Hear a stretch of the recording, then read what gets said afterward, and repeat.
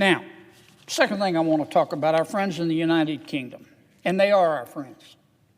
I love the people of the United Kingdom. I do. I went to school there for a while. They're wonderful people.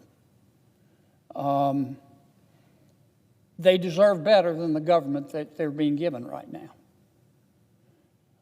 I don't mean any disrespect in saying this, but I'm not a big fan of the Prime Minister Starmer.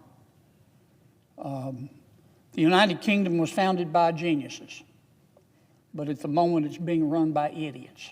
At first glance, this sounds like a routine Senate speech about foreign policy, but listen carefully because the message behind it is much bigger. During remarks on the Senate floor, delivered a sharp critique of the current government and its approach to global security. The senator argued that the United States had intervened in not to start a war, but to prevent a larger conflict tied to concerns about nuclear weapons development and no choice. I don't want America to be the world's policeman. I do not. But on occasion, some of the bad guys in the world decide they're going to be the world's policeman. And it requires us to intervene. And that's why we're in Iran. If I said Iraq, I made a mistake. It's late. That's why we're in Iran. The president did not enter Iran to start a war. He entered Iran to prevent a war. Let me tell you why I say that. Our intelligence clearly showed, categorically, unequivocally, that Iran had restarted its nuclear warhead program. And let me say, I love the people of Iran too. I mean that. I don't think much of their political leadership. The good people of Iran basically are being governed before and now with the new supreme leader by Jack Nicholson in The Shining. They are stone cold crazy. Their religion teaches them, their interpretation of their religion tells them that they have to kill people who don't interpret their religion the same way that they do. And when your religion tells you to kill somebody, as far as I'm concerned, it's time to get a new religion. But be that as it may, our intelligence clearly showed that Iran had restarted its nuclear weapons program, and its plan was to produce so many missiles, so many ballistic missiles, and to some extent cruise missiles and drones. In fact, they were producing between 200 and 600 ballistic missiles a month.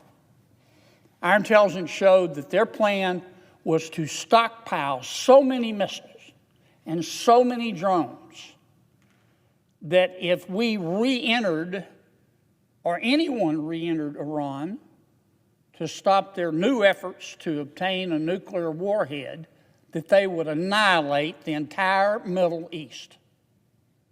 The entire Middle East. And other countries they could reach, like Turkey.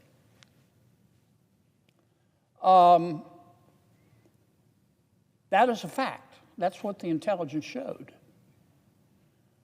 So the president, wanting to avoid a future war, said, I've got to intervene now. And here is our mission.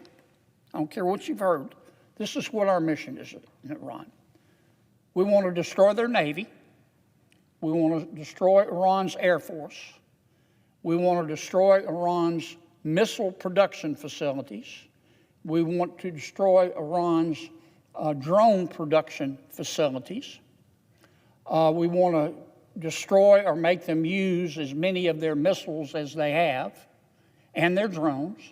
And we want to attack and destroy the infrastructure used by the Revolutionary Guard. And then we want to get out. Now, there's been a lot of speculation by some of my Democratic friends that, well, the president's going to put boots on the ground.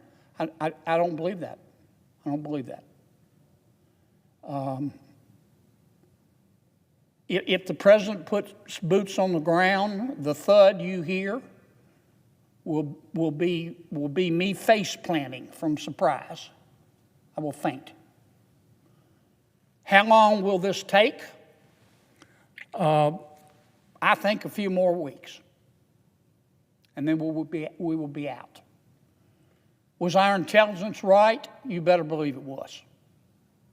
What's the first thing, the very first thing that the Iranian leadership did? They started attacking all the other countries in the Middle East.